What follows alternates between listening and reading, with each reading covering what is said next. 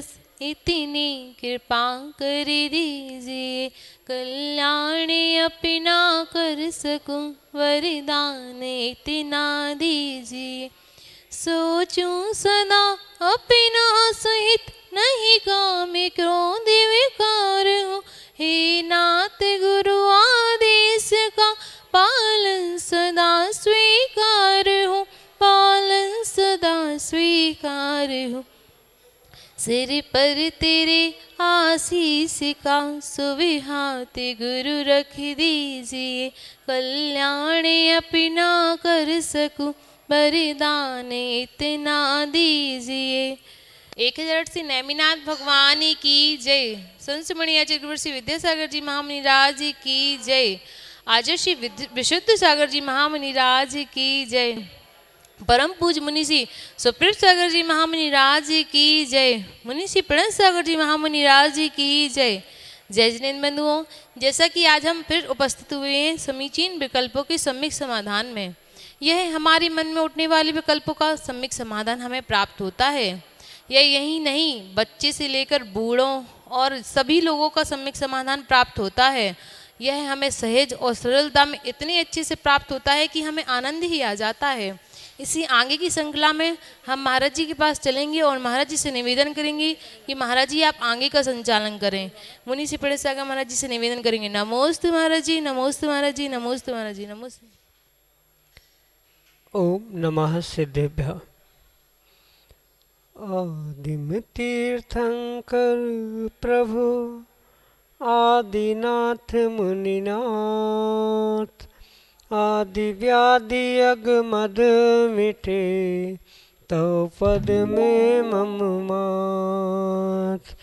चरण शरण है आपके तारण तरण जहाज, भाव दधि तट तक ले चलो करुणा कर जिन राज, करुणा कर जिन राज। पंच परमेष्टि भगवान की परम पूज्य आचार्य भगवंत गुरुवर विशुद्ध सागर जी मुनि महाराज जी की, परम पूज्य मुनि श्री सुप्रभ सागर जी महाराज जी की,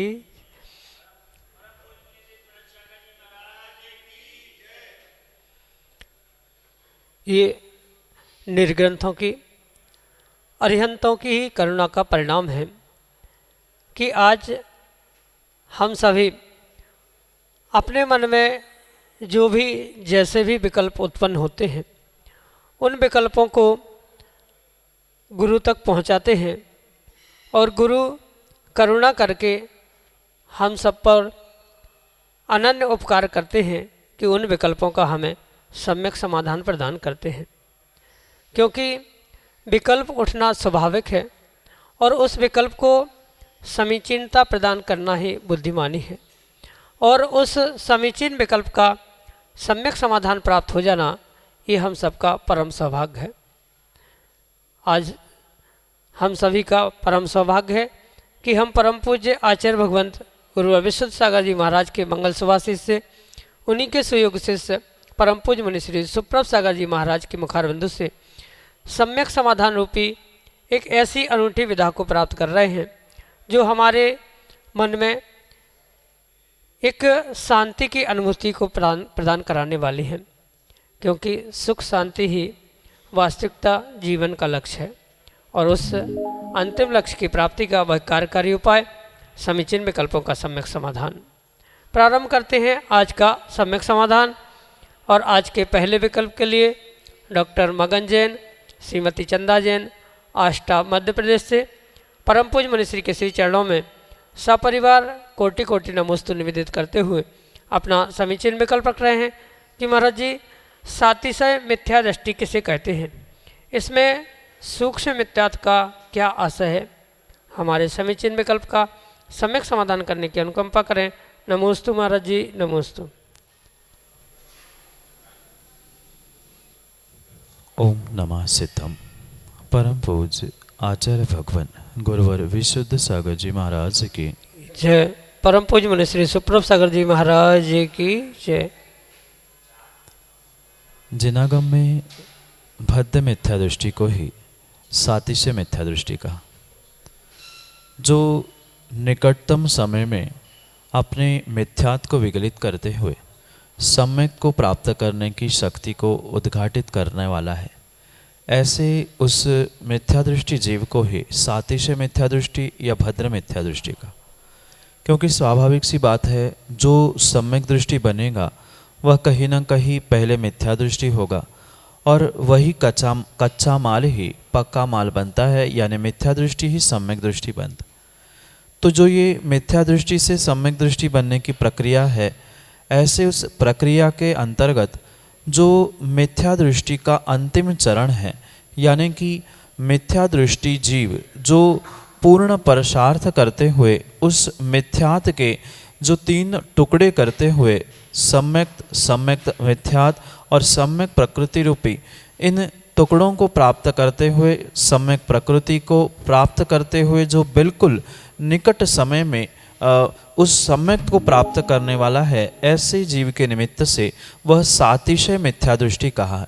अन्य कोई वहाँ अतिशय नहीं है, पर मिथ्या दृष्टि होने पर भी जिसको तत्वों के प्रति रुझान हो चुका है, तत्वों के प्रति श्रद्धान करने के जिसके भाव बन चुके हैं, अभी श्रद्धान हुआ नहीं है, सम्यक दर्शन प्रकट नहीं हुआ है, पर जो बिल्कुल सम्यक दर्शन के लिए उन्मुख हुआ है, अब कुछ ही क्षणों में, कुछ ही समय में जो सम्यक को प्रकट करते हुए अपने अनंत भव को विराम देने वाला है, ऐसे उस अनंत भव को मिथ्यात को जीतने का पुरुषार्थ करके जो अंतिम सोपान पर खड़ा है, ऐसे उस मिथ्या दृष्टि जीव को ही आचार्य भगवंतों ने सातिशय मिथ्या दृष्टि या भद्र मिथ्या दृष्टि कहा है, क्योंकि वह अंतिम चरण में है। उस मिथ्यात के अभी मिथ्यात विगलित नहीं हुआ है, पूर्ण रूप से सम्यक प्रकट नहीं हुआ है, इस कारण से वह मिथ्या दृष्टि ही है, पर बिल्कुल कुछ ही समय के उपरांत वह सम्यक को प्राप्त करने वाला है, सम्यक की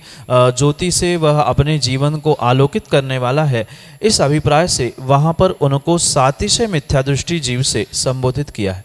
साथ में जो सूक्ष्म मिथ्या दृष्टि और स्थूल मिथ्या दृष्टि ये शब्द भी आगम में आते हैं, उसके विषय में भी समझने की आवश्यकता है। जो स्थूल पर समय और सूक्ष्म पर समय है, इस अपेक्षा से जो सूक्ष्म मिथ्या दृष्टि और स्थूल मिथ्या दृष्टि ये शब्दों का व्याख्यान भी जो आचार्य भगवंतों ने किया है, उसको भी इसी तरीके से समझने की आवश्यकता है।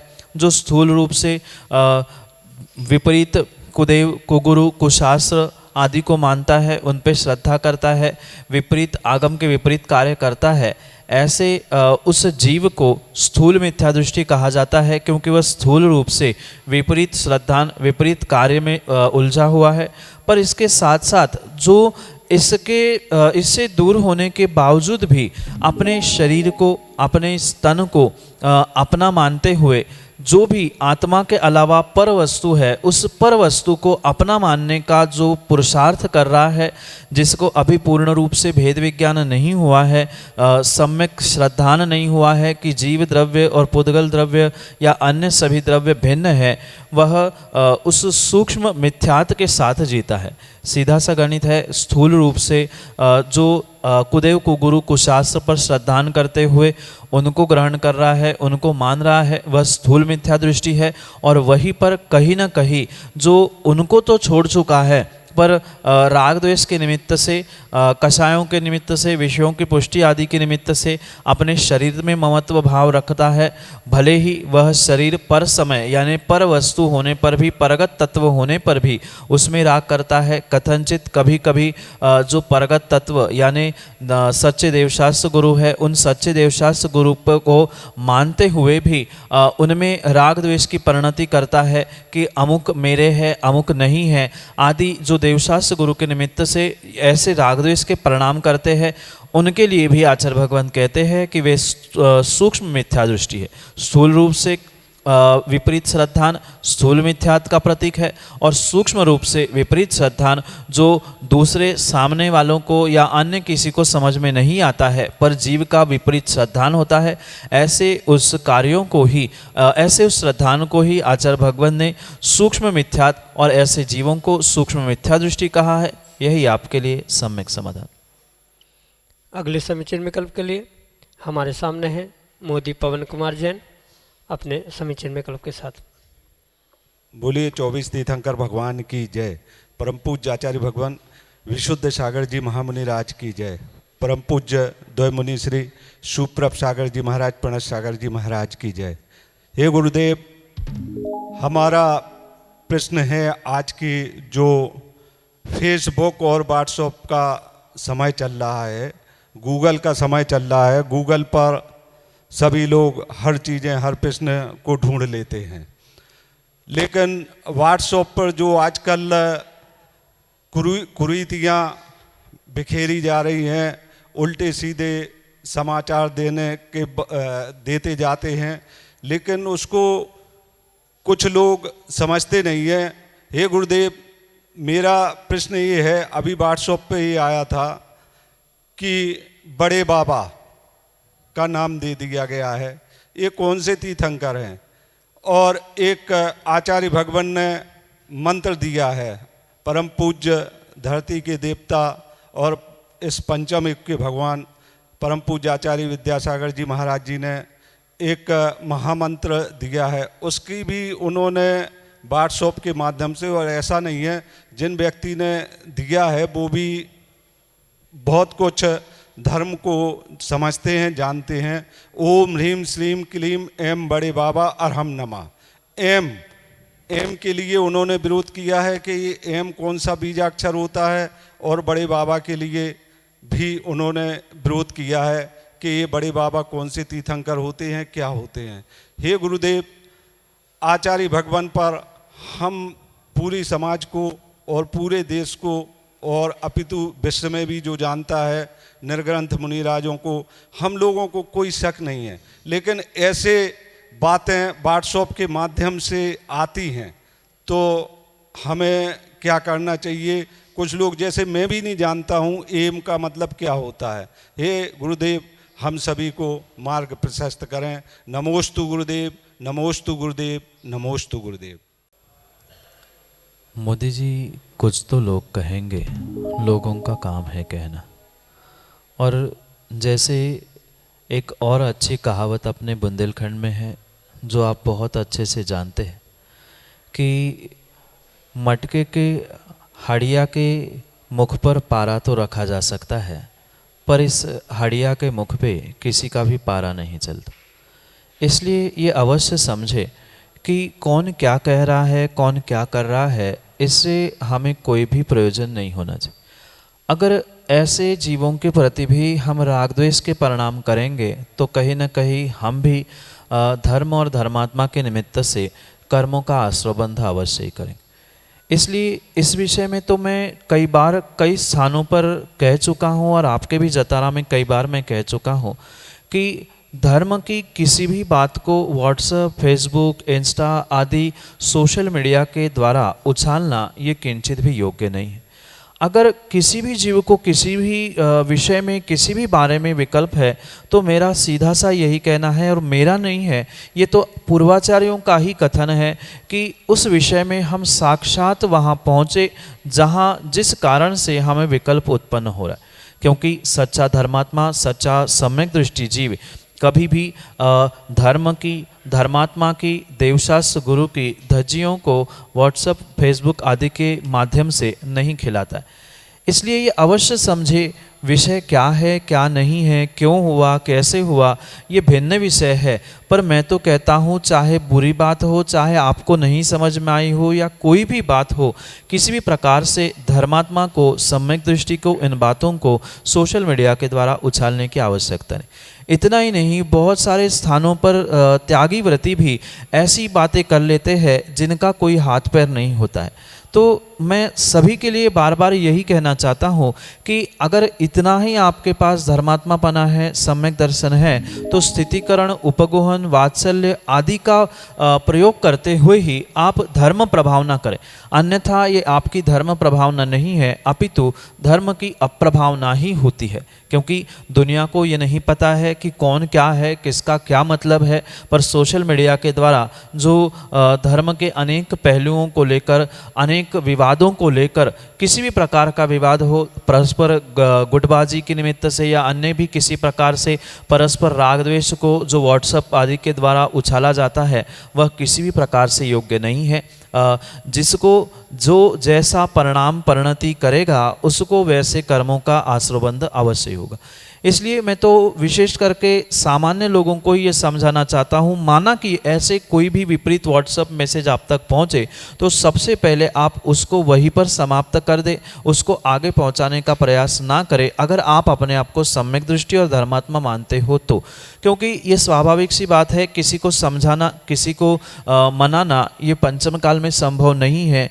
जब चौथे काल में किसी को समझाना संभव नहीं था तो पंचम काल में तो वैसे भी किसी को कुछ समझाना संभव हो नहीं सकता।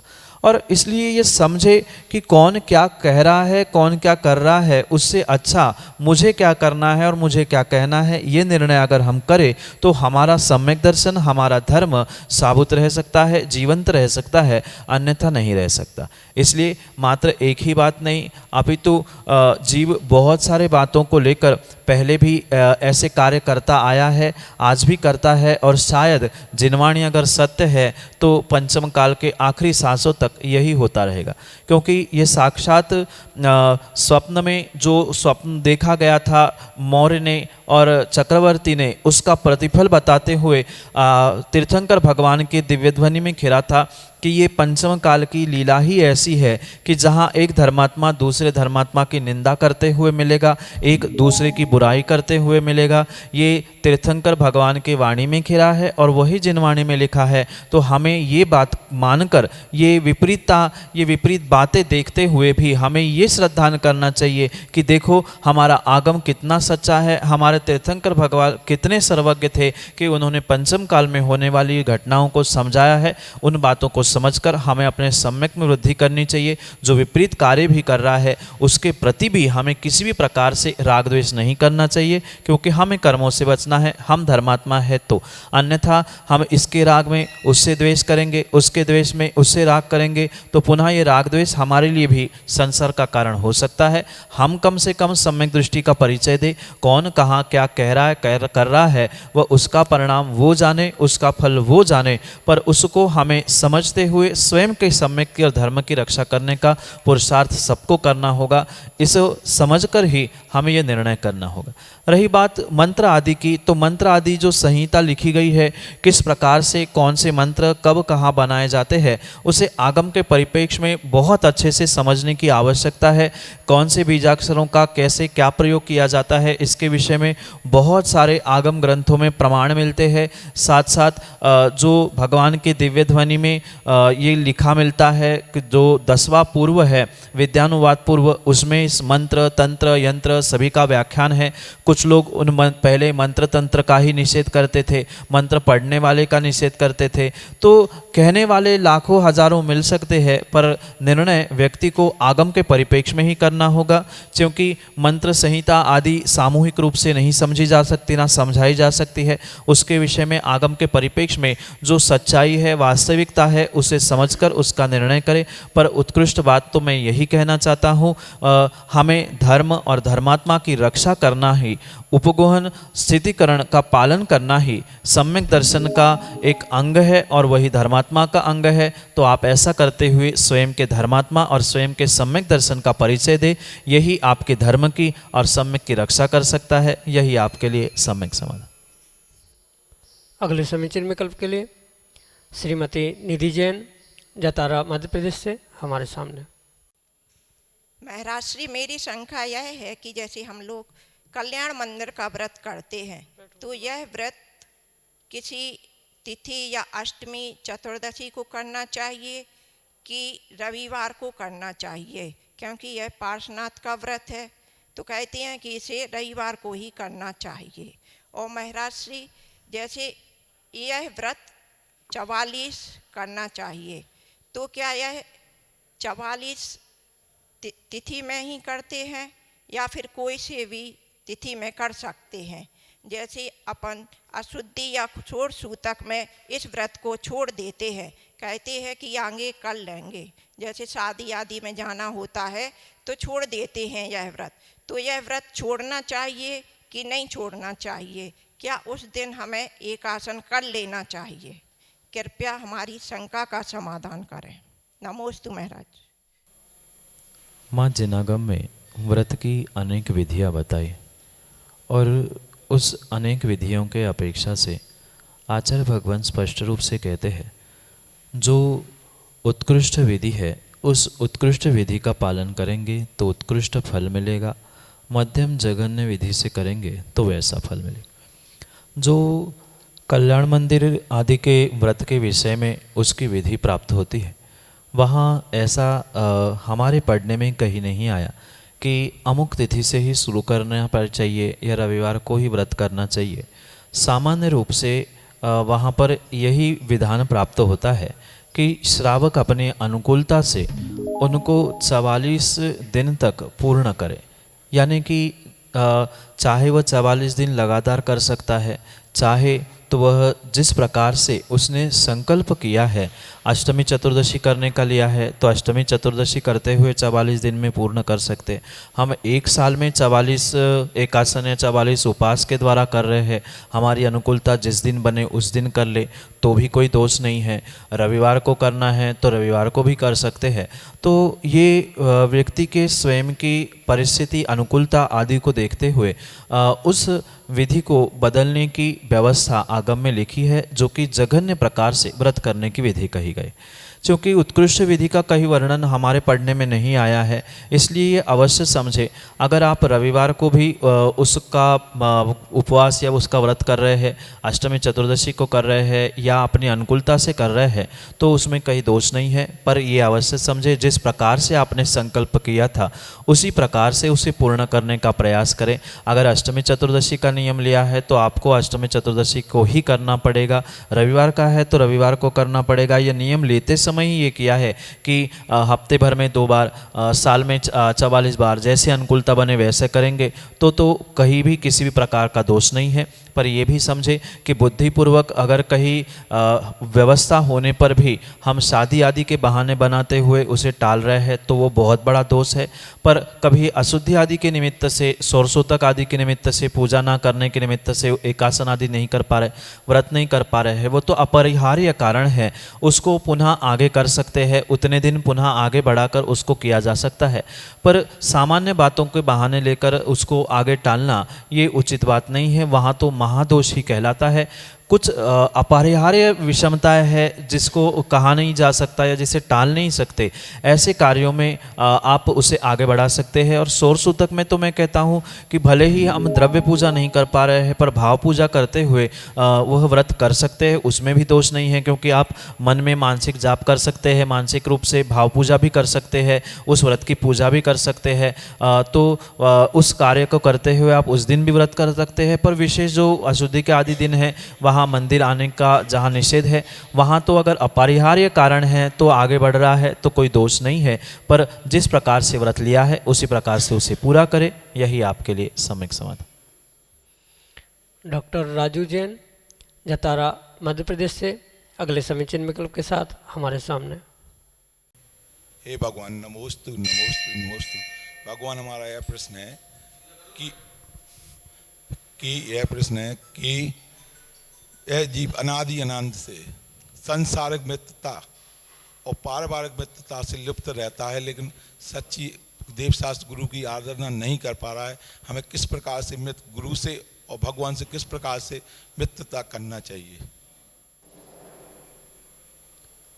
ये परम सत्य है कि जीव अनादिकाल से अपने मिथ्यात, राग, द्वेष, विषय कषाय आदि के निमित्त से इस संसार में परिभ्रमण कर रहा है। और कहीं ना कहीं इसी के निमित्त से जो स्वार्थी जीव है उन स्वार्थी जीवों के साथ ही वह आज तक मित्रता करता रहा, उनको ही मित्र बनाता रहा और उन मित्रों को ही गुरु और भगवान का रूप देते हुए वो जैसा जैसा कहते गए वैसे वैसे ही पापों में वह उलझता। इसी कारण से पाप, संबंध, विषय कषाय आदि आदि के निमित्त से यह दीर्घ संसार में उलझता। अगर वास्तव में जीवों को इस संसार से दूर होना है, इस संसार से परिचक्र से दूर होना है, तो नियम से उसे कहीं ना कहीं सच्चे देवशास्त्र गुरु के प्रति श्रद्धा करते हुए उनके प्रति मित्रता को प्राप्त करने की आवश्यकता। यहाँ मित्रता का मतलब ये नहीं है कि जैसे आप किसी संसारी जीव के साथ मित्रता करते हुए उनके गले में हाथ डाल के हुए एक थाली में भोजन करते हैं, यहाँ पापों में परिवृत्त होते हुए पुरुषार्थ करते हैं, ऐसा किसी भी प्रकार से वहाँ मित्रता का औचित्य नहीं है। अपितु मित्रता से संबंध अपने एक हृदय में एक ऐसा स्थान बनाया जाए, उनके प्रति, चाहे भगवान हो और विशेष करके मैं गुरु की बात कहना चाहता हूँ, उनके प्रति ऐसा समर्पण हो कि हमारे दिल में जो भी बात आती है हम प्रत्येक बात अपनी गुरु के पास पहुँचाए। क्योंकि अक्सर यही होता है कि बुरे दिन जब आते हैं तभी भगवान और गुरु की याद आती है, अच्छे दिनों में हम भगवान और गुरु के पास बहुत कम बार पहुँचते। तो चाहे अच्छे दिन हो, बुरे दिन हो, सुखी हो, दुखी हो, किसी भी प्रकार की अनुकूलता प्रतिकूलता हो, प्रत्येक बात जैसे एक इंसान, एक व्यक्ति अपने मित्र से शेयर करना चाहता है, हृदय की वह खोटी सी कोठी बात, अच्छी सी अच्छी बात भी अपने मित्र से शेयर करता है, ऐसी अगर प्रत्येक बात आप अपने गुरु के साथ शेयर करोगे तो वही गुरु के प्रति मित्रता का व्यवहार होगा। मात्र जैसे पापों में उलझते हुए एक दूसरे मित्रों से व्यवहार किया जाता है, इसका मतलब मित्रता नहीं है। मित्रता और मैत्री तो वो होती है जिसके द्वारा किसी को दुख ना हो, ये भाव है। तो एक अभिप्राय वहाँ पर ये भी हो सकता है, अगर हमने गुरु को मित्र बनाया, गुरु से मित्रता की, गुरु से मैत्री की, तो मेरे निमित्त से, मेरे समाज, मेरे देश, मेरे राष्ट्र के निमित्त से किसी गुरु को दुख ना हो, कष्ट ना हो, उनकी व्यवस्था, उनकी सेवा, उनकी वैयावृत्ति आदि में जो मेरा तन मन धन का समर्पण है, उसके द्वारा भी हम गुरु के साथ मित्रता कर सकते हैं, मैत्री कर सकते हैं।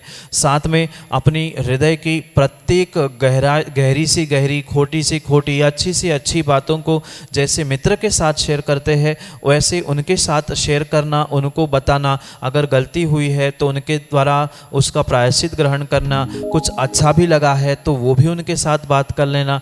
ऐसी अगर बात हम प्रभु से और गुरु से करेंगे तो नियम से आप अपने विषयों से, कषायों से, पापों से भले ही कुछ समय के लिए हल्के हो जाओगे, और हल्के हो गए तो उतने समय के लिए कर्मों का आश्रयबंध कम होगा, आश्रयबंध कम होगा तो उतना ही संसार कम हो जाएगा। तो कहीं ना कहीं अपने संसार का छेद करने के लिए, संसार को विराम देने के लिए प्रभु से और गुरु से वह मित्रता करते हुए, जैसे मित्रों से घंटों घंटों वार्तालाप करते हुए अपनी पूरा हृदय, अपना दिलो दिमाग खाली कर लेते हैं, इसी प्रकार से हम प्रभु से और गुरु से एकांत में चर्चा करते हुए अपनी समस्याएं, अपनी अच्छी बातें, अपनी सब बातें उनसे कहते हुए, उनको भी हमारे निमित्त से दुख ना हो, उनकी भी विषमता को समता में बदलने का, उनकी सेवा वैयावृत्ति करने का ये जो भाव है, इस प्रकार से हम प्रभु और गुरु दोनों से ही मित्रता करते हुए अपने संसार का, अपने विषय कषायों का नाश कर सकते हैं। यही आपके लिए सम्यक समाधान। अगले समय चिन्ह में कल्प के लिए श्रीमती गजराजन माची मध्य प्रदेश से हमारे सामने। परम पूज्य 108 सुखदेव सागर महाराज की जय। परम पूज्य श्री प्रणत सागर महाराज की जय। नमोस्तु महाराज जी, नमोस्तु नमोस्तु नमोस्तु। महाराज जी, हमारा यह प्रश्न है कि जनवाणी के ऊपर पूर्वजों की फोटो लगना चाहिए या नहीं, और घर में भी यदि एक ही अलमारी में भगवान की फ़ोटो रखी है और पूर्वजों की फ़ोटो रखी है, या रखना चाहिए या नहीं। और एक पूर्वजों की फ़ोटो घर में, अलमारी में, दीवालों पे आदि में लगाने में कहीं भी दोष नहीं है।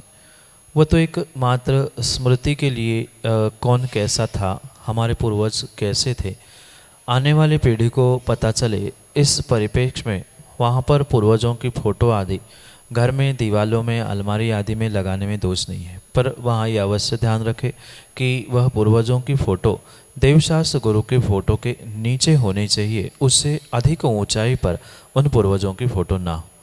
क्योंकि चाहे भगवान की, गुरु की फ़ोटो हो, चाहे पूर्वजों की फ़ोटो हो, वह तो एक मात्र प्रतीक है, वह किसी भी प्रकार से पूजने योग्य नहीं है।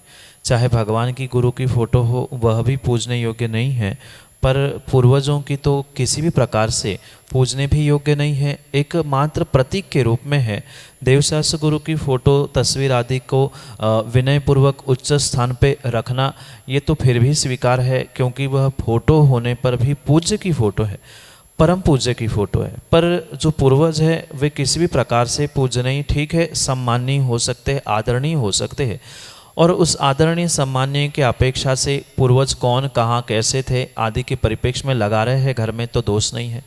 पर वही फोटो अगर जिनवाणी में लगाई जा रही है तो कहीं ना कहीं वह दोषपूर्ण ही है, क्योंकि जो जिनवाणी है, शास्त्र है, उसे हम पूज्य मानते हैं, परम पूज्य मानते हैं। देवशास्त्र गुरु की श्रेणी में भी जिनवाणी आती है, और माना कि हमने जिनवाणी के चरण स्पर्श कर लिए, उसकी आरती की, उसको अर्घ्य चढ़ाया, तो उसमें पूर्वजों की या किसी की भी फोटो है तो कहीं ना कहीं वह दोषपूर्ण ही कार्य होता है।